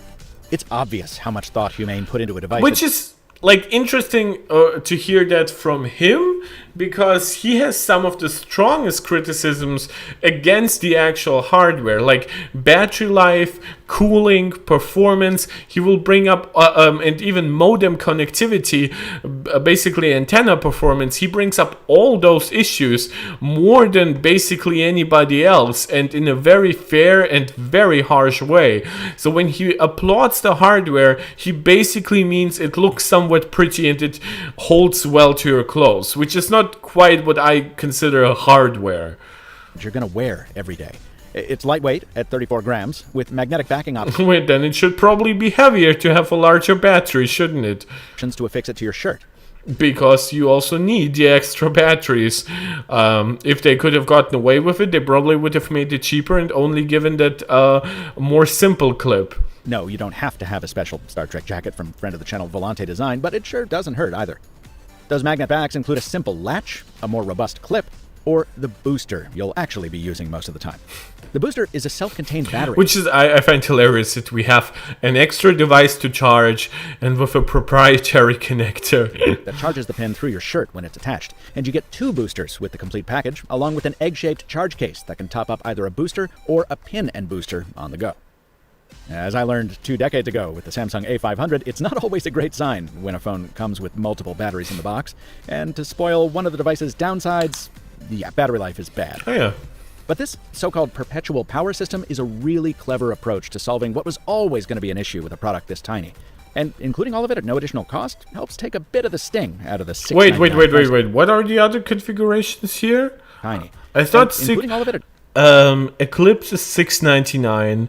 Superman or high gloss black booster, touchpad is all the same. Optical sensing capsule or current. Wait, what's the difference between those? So it's the finish that is different on the Equinox? Really? That's polished wait, silver finish costs more? Is that the difference? at no additional cost helps take a bit of the sting. That cannot be. That cannot be. That's just an insult. They're charging more for a different color for a device that is already completely overpriced? Guys, I criticized Apple for doing this with the black Magic keyboard and trackpad accessories. The $6.99 is the super matte black on black high gloss black booster. And it includes this, and where can I see the other configs here? Accessories, you have like shields, clips, latches, charging pads. The charging case itself is $150, which is ridiculous. Like I know that's like also what like the Apple, what like the AirPods thing costs, but like at least AirPods are like one like product that like you charge from this. This is like extra charging, so it should be cheaper, so that if you like lose this, you don't have to pay like hand over fist. Where are the other configurations here? Eclipse $6.99. What if I expand the website? Will it gives me? Oh, then it gives me like, what a terrible website design. Why shouldn't I be able to scroll down? And Lunar is basically, yeah, just like another color. Wait, so we see what the accessories here are. Did we select it? Select this. Yeah, the accessories actually don't change. So the difference is basically black on black is cheaper. Polished silver on white is more expensive, and polished silver with black is more expensive. So for some reason, anodized aluminum for them is cheaper than polished. Okay, I guess.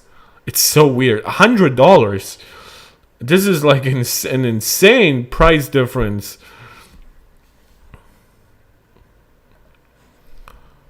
Out of the $6.99 price tag.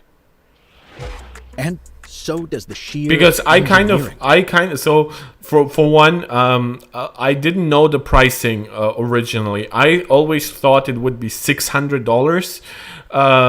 It turns out to be $700.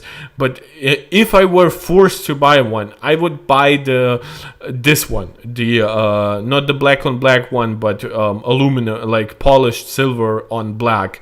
So I would have to pay $800.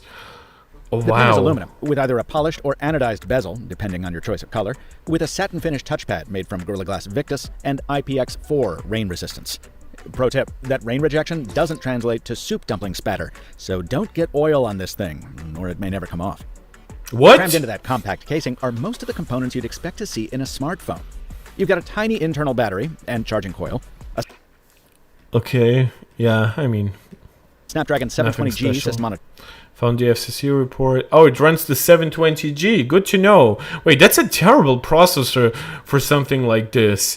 Just the die. It's a large chip for this kind of device, and you have a lot of used die area there that you wouldn't really want to like use here, because a larger chip, even if you don't really like utilize all of its GPU, it will consume at least a little bit more power than a smaller chip that does the same thing, considering all other things are equal between like process node, cooling, connected modems and stuff like that.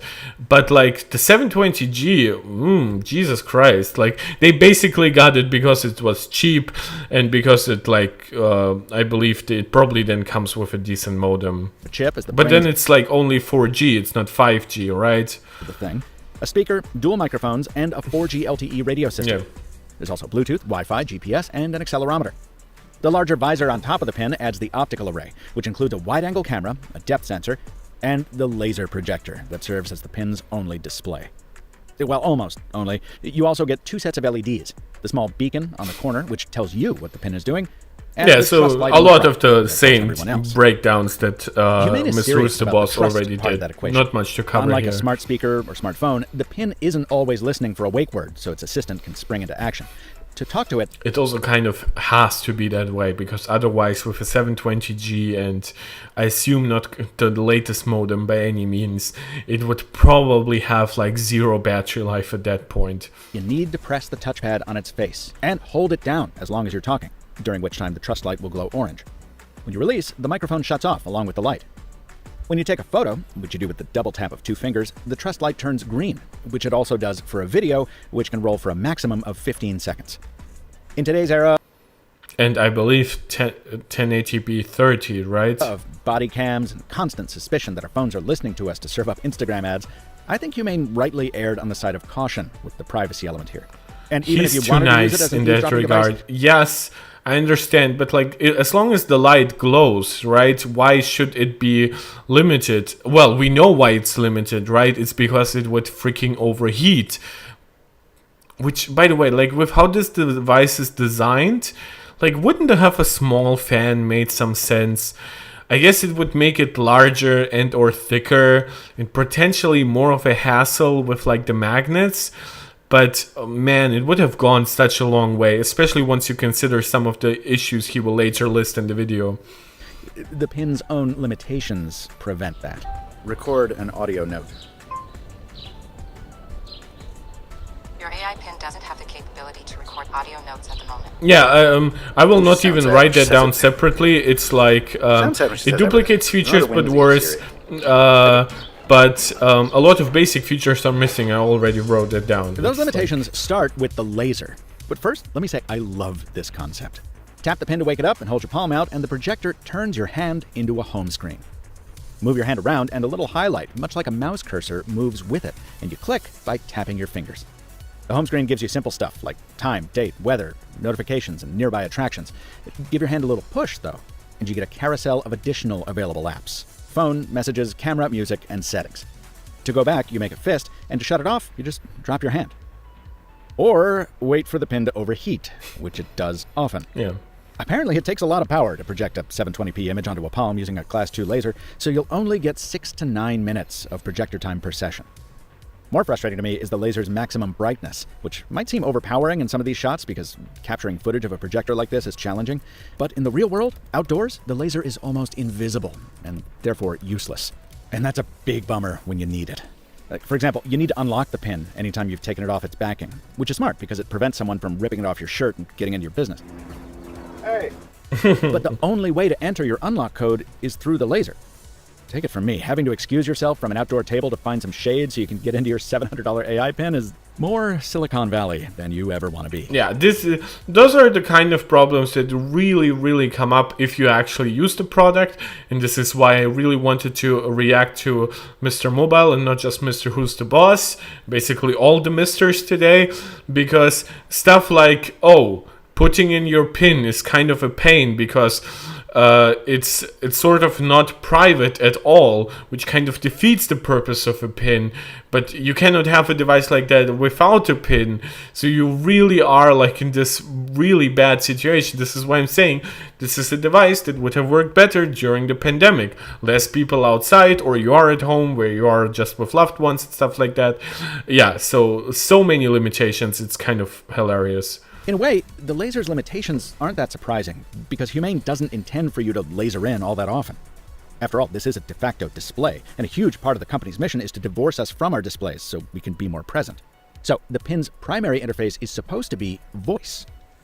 The nuts and bolts of this are pretty well done. The speaker is clear, and callers said the quality from my end matched that of the speakerphone mode on my Galaxy Flip 5. By the way, unlimited calls and texts are in... Is that good, though? Like, is the Flip 5 like a positive example of smartphone microphones? To be honest, I have no idea. Also, it's quite sad that he's using the flips. Like, dude, use the freaking folds. Included in the $24 a month cellular plan required to make the pin work, which is provided by Humane via T-Mobile's network.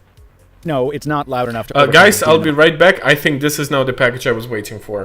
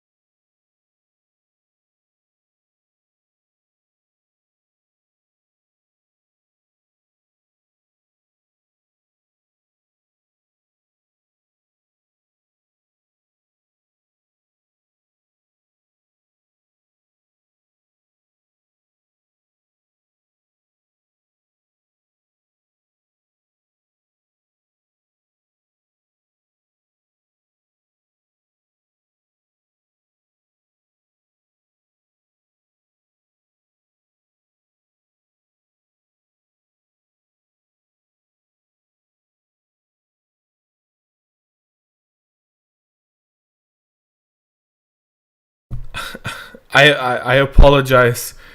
Is it? Can you hear me, guys? Oh yeah, now it should work. My microphone didn't want to turn on green for some reason.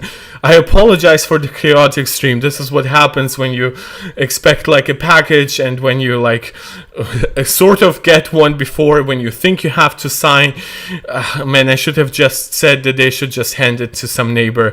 Then it would have been less of an issue.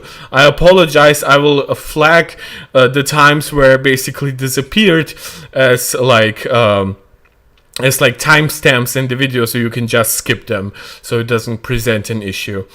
The loud bar. Yeah, you can, if you are watching this as a VOD, basically treat those little spots like ad segments in a regular YouTube video that you just skip because you don't need it. Nor private enough for you to take sensitive calls with somebody nearby. But remember, there is Bluetooth. The Pin paired perfectly with my Nothing Ear 2 buds, which meant I didn't have to share my private calls or song playlists with the world. And even without the buds, the AI Pin... I mean, the problem with that is, so, like, you already have your smartphone, and now you have your, like, your wireless headphones, and now this product is sort of like, it's not even like an intermediary, it's just another source for the same information, but worse. ...did make my life easier a few times. Was there an earthquake in New York City just now? Finding earthquake info. Yes, there was a magnitude 4.8 earthquake in New York City, with the epicenter located west of Manhattan. The earthquake was felt throughout New York City and its surroundings.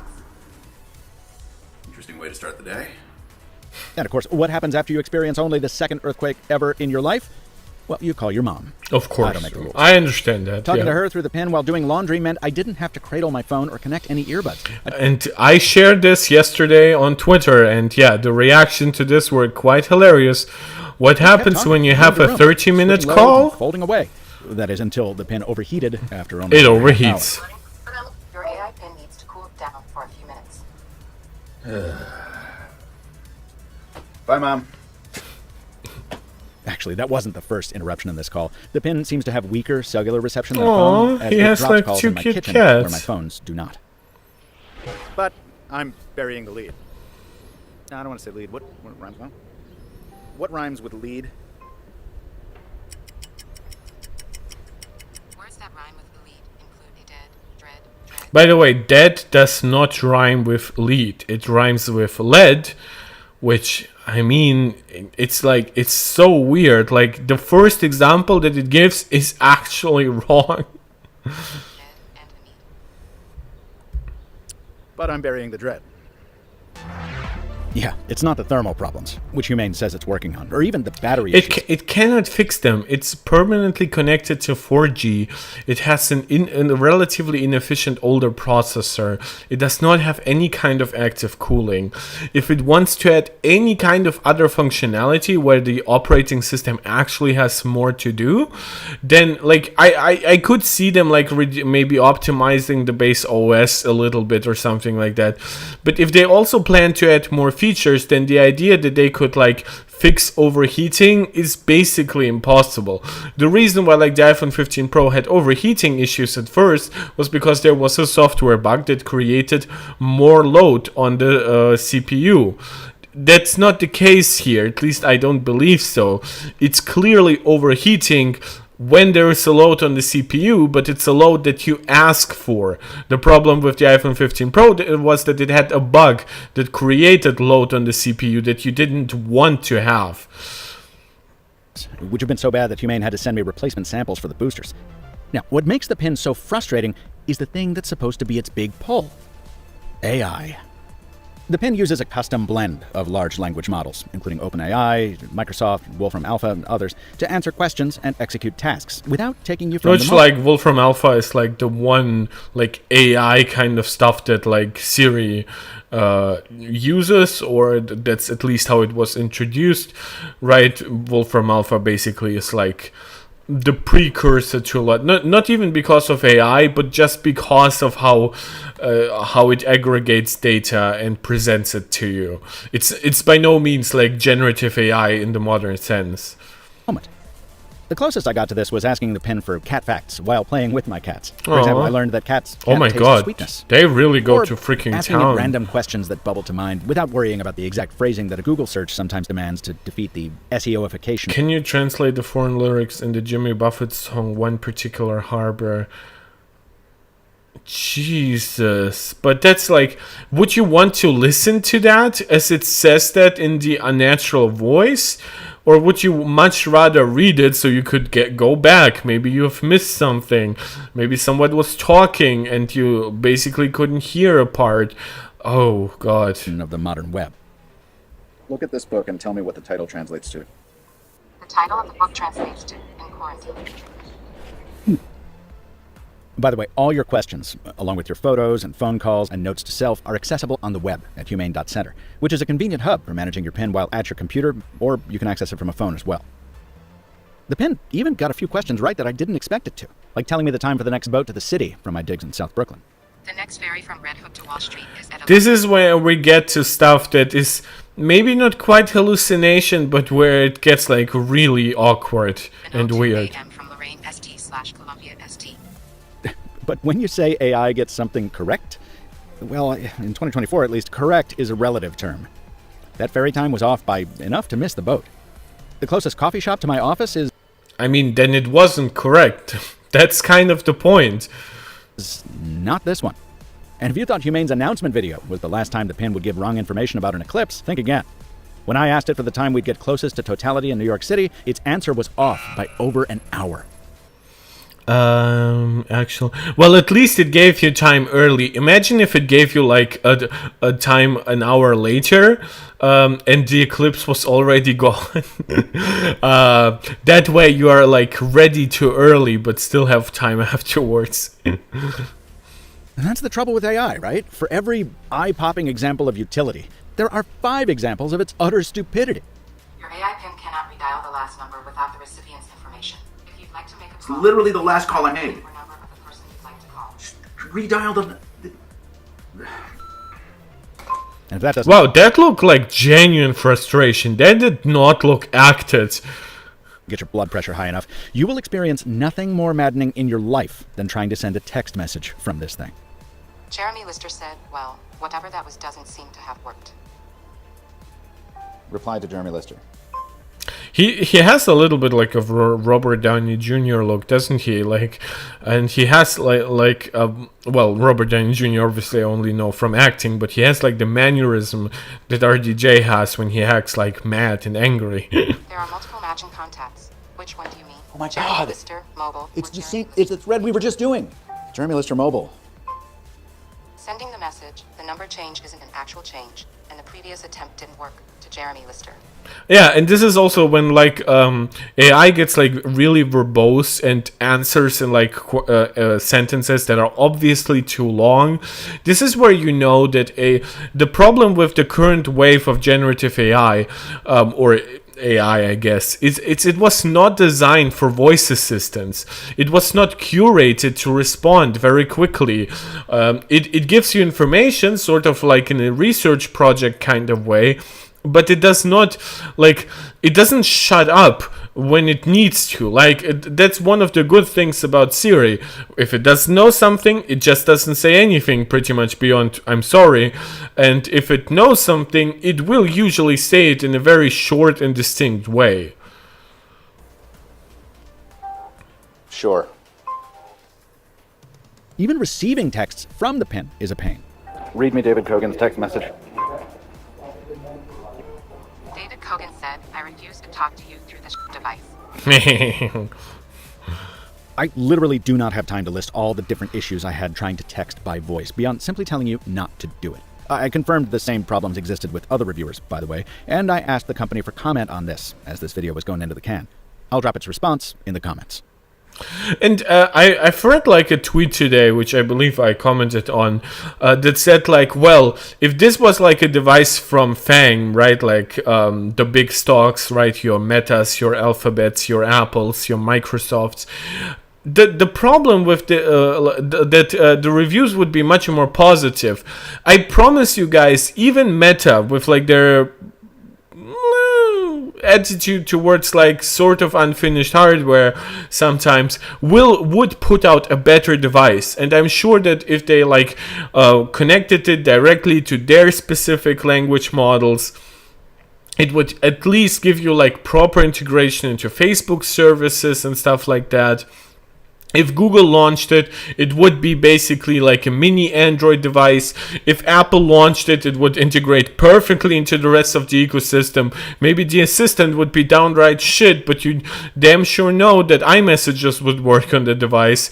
And then Microsoft, I don't know. Maybe Microsoft could just give you ChatGPT Turbo, and then the assistant would be better, but the hardware would be worse. But I also don't see Microsoft building this kind of device anytime soon. Speaking of being short on time, I haven't even gotten around to the camera yet, so I'll share some samples from the Pin's shooter while I begin to bring us home. The intention behind AI Pin is to integrate the utility of a smartphone in a way that's less intrusive, that allows us to stay present in our real lives out in the real world. Yep. When you stop to think how... It's all aspirational and it's all bullshit. As I've said before, if you really want to be less dependent on your smartphone, no other piece of technology will help you with that. Like you will become either dependent on that new technology, or the technology will be so inferior to the smartphone that you will not choose to use it. So whatever time you spend less on the smartphone, you will spend on that other technology, including with fumbling around with it because it's trash in comparison to your smartphone. Just learn to use your smartphone less. It's the same shit with sleeping habits. There is no shortcut here, which like it's the same thing as with working out. Believe me, I'm still trying to lose a lot of weight after having some thyroid issues.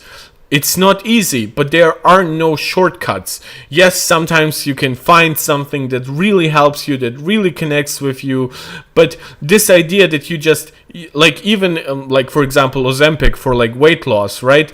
It's a cool drug, and it has some side effects that are not yet fully understood and stuff like that, but it seems to be really remarkable, especially for people with diabetes.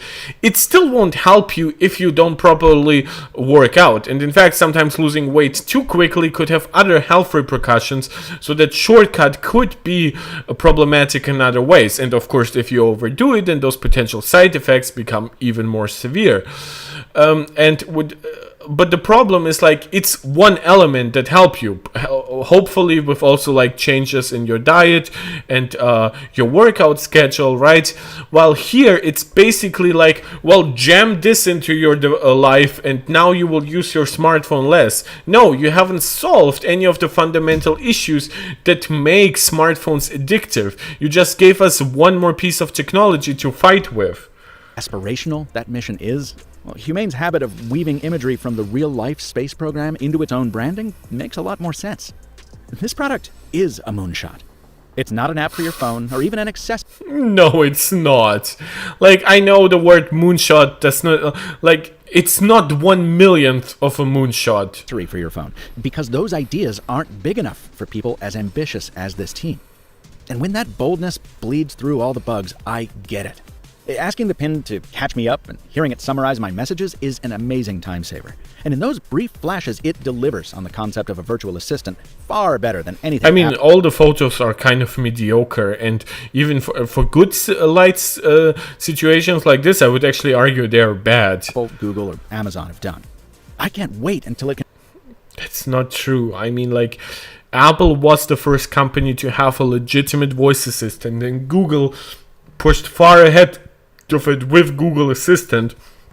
Then Microsoft with OpenAI had like the actual AI to power a more powerful assistant, but then they basically ruined it by jam-packing into Copilot and not finding ways to like make a cohesive like Android phone app that integrates with the rest of your OS or something like that.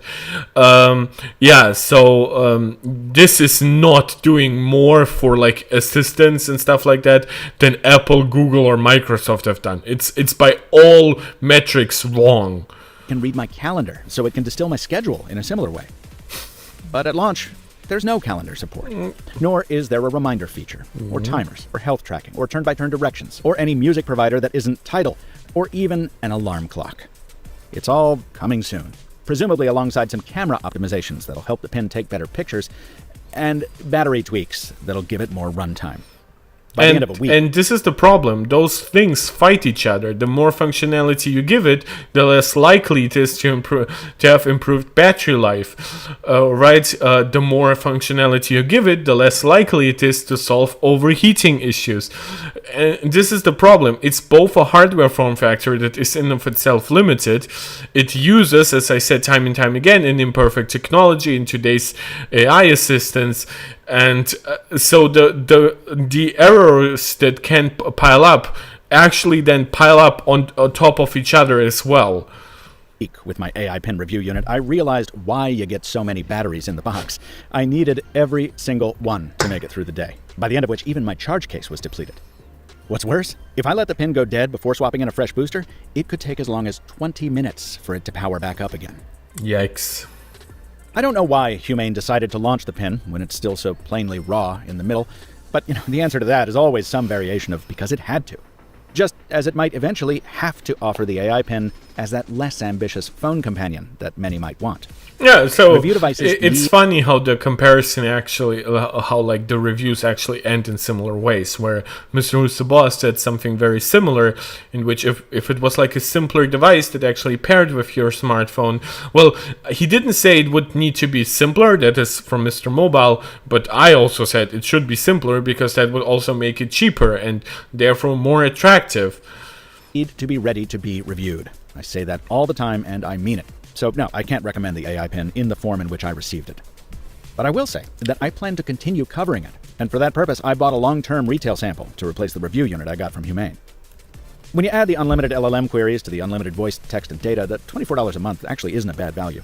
But more to the point, I want to take this route. The problem is that LLM queries are by inherently like, I do pay for LLMs like on and off, basically testing some shit out, right?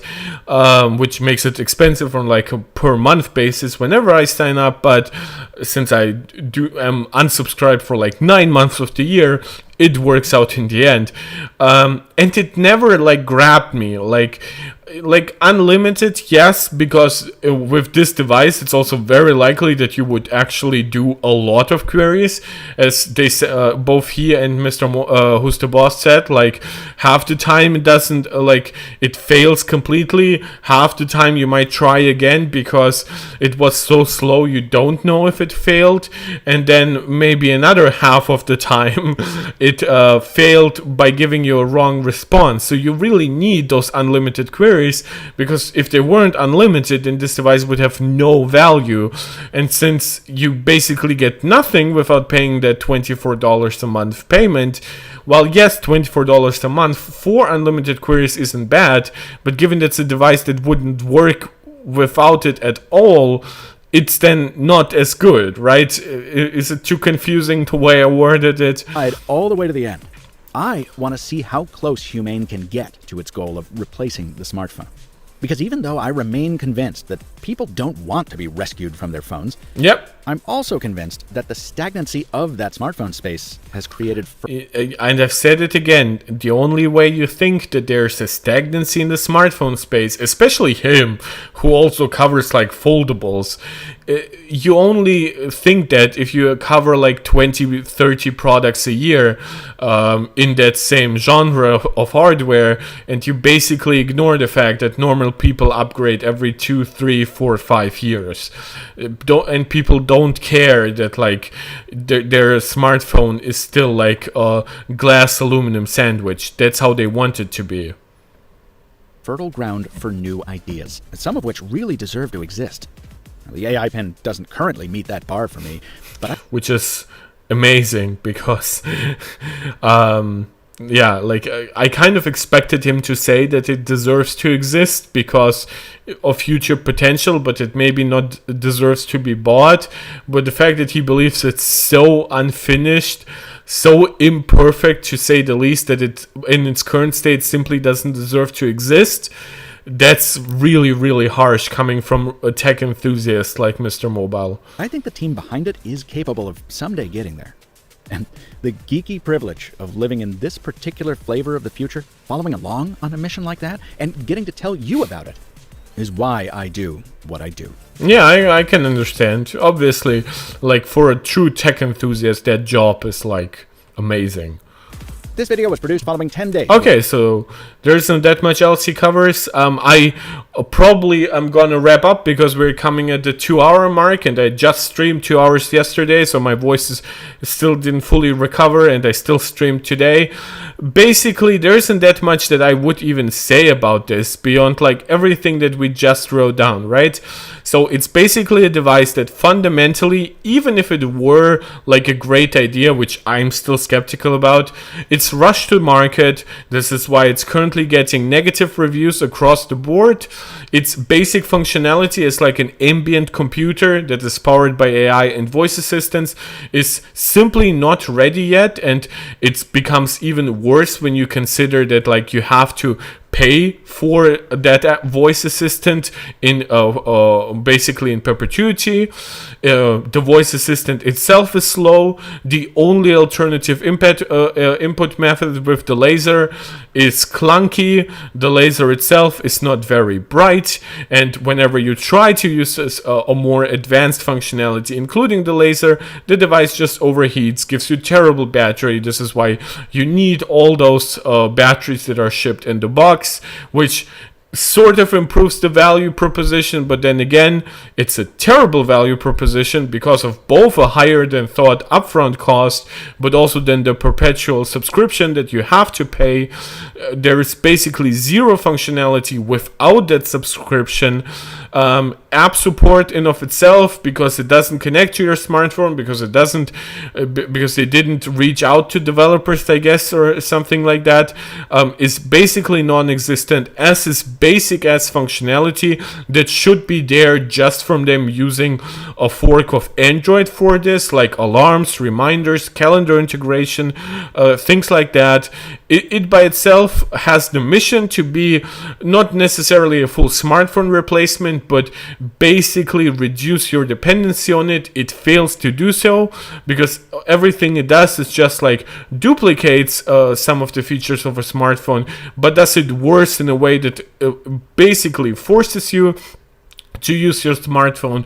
And fundamentally, it would be better in basically every way if, similar to a smartwatch, especially like the original Apple Watch, because before it became more independent over time, it would be better as a simpler, cheaper accessory that maybe does not even have its own modem or something like that, but it's basically constantly connected to your smartphone, gets all the data that it needs, and basically maybe does just some of its own voice processing, and the rest is then handled via cloud and via the smarts of your smartphone, which if you have like a flagship model, like a Snapdragon 8 Gen 3 model, the iPhone 15 Pro Max with an A17 Pro chip, you might actually have like the neural engine processing power to not always rely on the cloud in the way this currently does, and then it might not be that slow.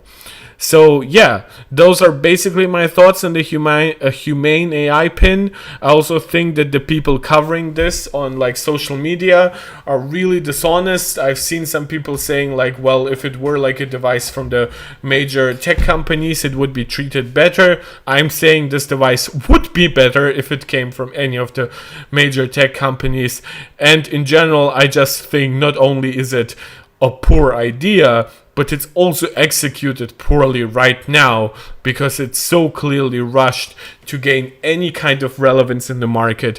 And if you live by the MKBHD motto that you don't buy a device for software updates and for features that it will have in the future, which I don't even fully agree with, because you clearly buy like an iPhone knowing that it will have like long ass software support. But in this case, you wouldn't even just wait for like small improvements, some refinements. You would wait still for like basic ass functionality and for fixes to really, really fundamental problems. Yeah, and as we approach the 2-hour mark, I just want to thank you for anyone who joined both today's and yesterday's video. I'll definitely not be streaming tomorrow, which again I said yesterday, but this kind of came up in the heat of the moment. I have actually worked with some guys on Twitter who have helped me compile some information for a coverage of like the Snapdragon X Elite, and there are now rumors about an M4 chip like coming sooner than maybe some of us expected, and it being very AI focused. I could see myself covering this on Sunday, but I will definitely, as always, let you know. And I'll probably not be streaming at the same time as today, because this time is plenty difficult both for me to standardize, and I know it's difficult for all of you, given where my major markets are, where my viewers are. But regardless, we still had some people tune in, some people comment. I really appreciate that. If you're watching this either now or as a VOD, please consider subscribing, liking, sharing, commenting, all the YouTube jazz as I call it. And if you want to support this channel directly, you can find the Patreon link in the description of this channel. And while I'm live, feel free to send me a super chat or a super sticker, or when the video has already been processed, you can send a small super thanks if you really want to support the content that I'm putting out. As always, contact me on Twitter. Let me know there what you would like to see me cover next. Let me know if you're an AI bro, just how wrong I am about AI and Humane and all that jazz, because I'm sure you will not have listened to the actual video, but just be angry that I'm calling this a disaster. Regardless, I appreciate all of you viewers, both love and hate viewers, because I love you all. Have a very nice weekend.